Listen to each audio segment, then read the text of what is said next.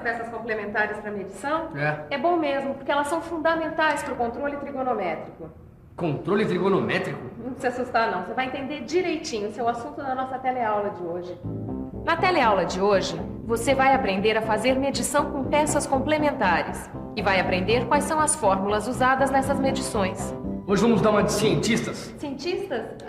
O cientista não faz, por exemplo, o controle de temperatura numa experiência? Então, hoje nós vamos fazer um controle também, só que trigonométrico, não é? De certa forma, você tem razão. E você fique de olho nesse laboratório, porque a nossa teleaula de hoje está começando.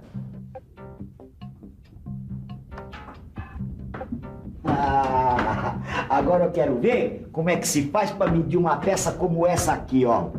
Uma peça como essa aqui não pode ser medida diretamente por causa da sua forma. Para medir, a gente precisa contar com a ajuda de uma peça complementar. E é por isso que a gente precisa conhecer a medição com peças complementares. Imagina uma coisa. Quando a gente precisa medir o nível do óleo do carro, não dá para entrar lá dentro porque o acesso é muito difícil. Mas a vareta, nesse caso, ajuda a gente a fazer a medição. Algumas coisas são impossíveis de se medir de maneira direta. É o caso de algumas peças, como as peças prismáticas ou as chamadas de revolução. Sem as peças complementares, seria praticamente impossível medir os ângulos de um prisma com rasgo em V, as superfícies dos calibradores cônicos ou dos parafusos. As peças complementares mais usadas nessa medição, Ângela, são essas aqui, ó. Cilindro, a esfera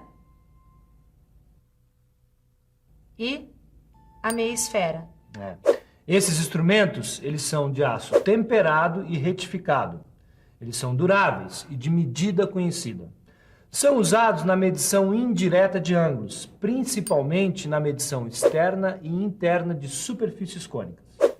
Aqui estão sendo usados cilindros para medir o ângulo de um cone macho. Já aqui, a gente pode ver a utilização de esferas para medir o ângulo de um cone fêmea. Outra vez o uso das esferas. E aqui o uso do cilindro para a medição do diâmetro primitivo de uma rosca. Já entendi. Só com as peças complementares é que podemos calcular os valores angulares de algumas peças. Mas a medição com peças complementares tem como base de cálculo duas relações trigonométricas elementares. Nossa, até rimou. É mesmo, rimou. Mas a rima mesmo é a aplicação dessas duas relações trigonométricas nesse triângulo retângulo aqui. Nesse triângulo retângulo, em que alfa é um dos ângulos agudos, vamos ter que seno de alfa é igual ao cateto oposto a alfa dividido pela hipotenusa. Então, seno de alfa é igual a dividido por C. A outra relação trigonométrica é tangente de alfa igual ao cateto oposto a alfa dividido pelo cateto adjacente a alfa. Então, tangente de alfa é igual a A dividido por B. Caio, eu quero que você entenda tudo isso bem direitinho. Mas está um pouco enrolado ainda, né, Sofia? Mas a gente vai desenrolar. É o seguinte, agora com as fórmulas que a gente viu e sabendo que A é igual a 20 milímetros e B igual a 40 milímetros, eu quero que você calcule C, seno alfa e tangente alfa. Seno, tangente? Vamos pensar um pouco? Vamos pensar um pouco. Bom, deixa eu ver. Para descobrir o C, eu sei que C é igual a raiz quadrada de A ao quadrado mais B ao quadrado. Então C é igual a raiz quadrada de 20 ao quadrado mais 40 ao quadrado. C igual a raiz quadrada de 400 mais 1.600, o que dá a raiz quadrada de 2.000.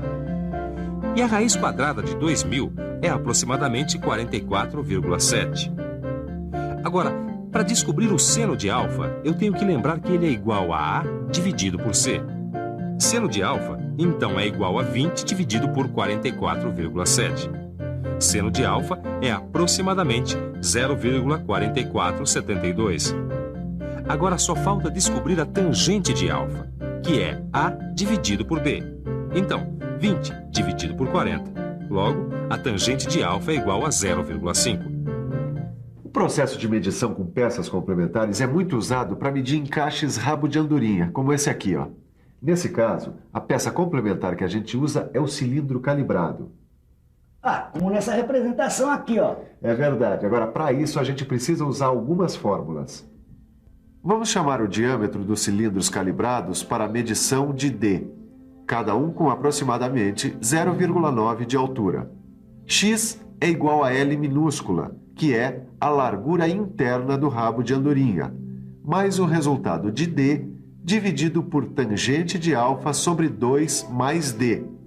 A altura é igual a L maiúscula, que é a largura externa do rabo de andorinha, menos L minúscula vezes tangente de alfa dividido por 2.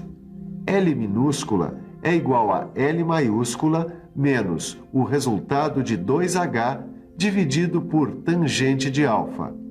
Tangente de alfa é igual a 2H dividido pelo resultado de L maiúscula menos L minúscula.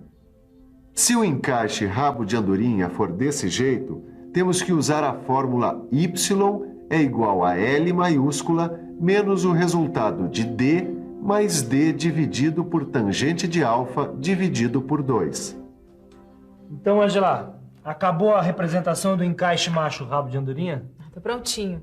Mas dá uma olhada rápida que o pessoal deve estar curioso para aplicar as fórmulas. Vamos lá. Vamos calcular o x desse encaixe macho rabo de andorinha, sabendo que L maiúscula é igual a 60,418, H é igual a 10, alfa é igual a 60 graus e D é aproximadamente 0,9 vezes H. Bom, usando a fórmula x é igual a L minúscula mais D dividido por tangente de alfa dividido por 2 mais D.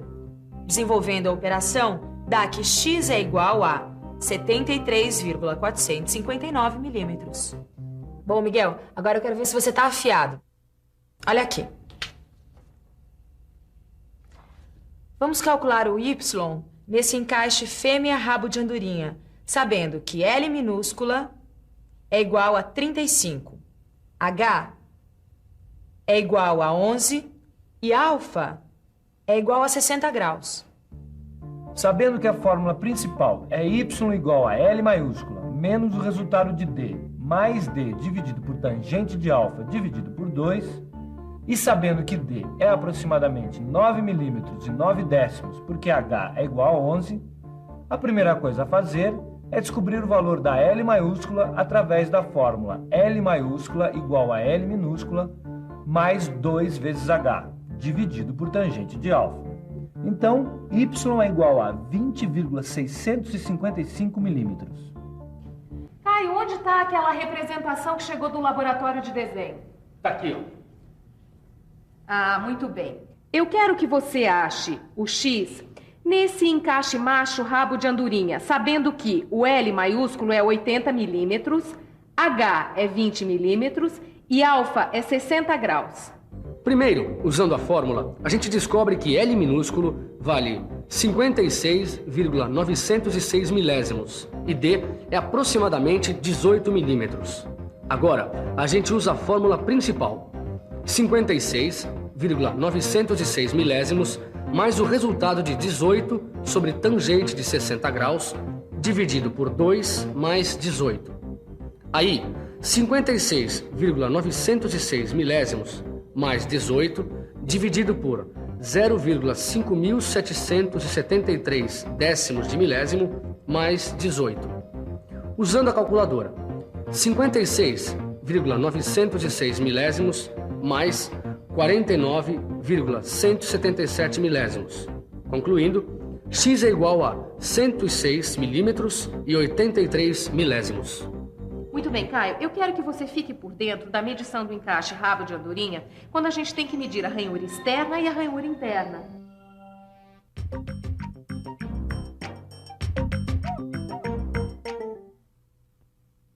Para achar a medida da ranhura externa, a gente usa a fórmula x igual a mais R sobre tangente de alfa dividido por 2 menos H dividido por tangente de alfa, ou x igual a B mais R sobre tangente de alfa dividido por 2 mais R. Já para achar a medida da ranhura interna, a gente usa a fórmula x igual a mais H dividido por tangente de alfa menos R sobre tangente de alfa dividido por 2 menos R, ou x igual a B menos R sobre tangente de alfa dividido por 2 menos R. Além das fórmulas que a gente já viu, a gente precisa conhecer outras fórmulas quando o assunto for medição de encaixes rabo de andorinha com auxílio de eixo padrão. Para achar a medida de um encaixe como esse, com auxílio de um eixo padrão, a gente usa as fórmulas. A é igual a x menos o resultado de z mais r. E B é igual a A mais Y. Neste outro encaixe, as fórmulas são: A é igual a x menos 2 vezes z mais r. E B é igual a A mais 2y. Aqui as fórmulas são: A é igual a x mais o resultado de z mais r. E B é igual a A menos y. E, finalmente, neste encaixe, as fórmulas são: A é igual a x mais 2 vezes o resultado de z mais r. E B é igual a A menos 2 vezes y. Os eixos padrão devem ser escolhidos de forma que os contatos com as faces da peça a ser medida se situem à meia altura dos flancos, e a gente precisa ficar esperto para que os ângulos considerados como referência para a medição correspondam às especificações do desenho. Puxa, quantas fórmulas, hein? Eu acho que eu preciso de uma revisão. Vamos a ela? E atenção, se liga aí que é hora da revisão. Na teleaula de hoje, você aprendeu a fazer medição com peças complementares. Viu que a medição com peças complementares tem como base de cálculo duas relações trigonométricas elementares. E aprendeu a calcular várias medidas do encaixe rabo de andorinha. Bom, você já percebeu que a teleaula de hoje é pura matemática, né? Então dê uma boa estudada no seu livro, resolva os exercícios para tirar todas as dúvidas. Até a próxima teleaula.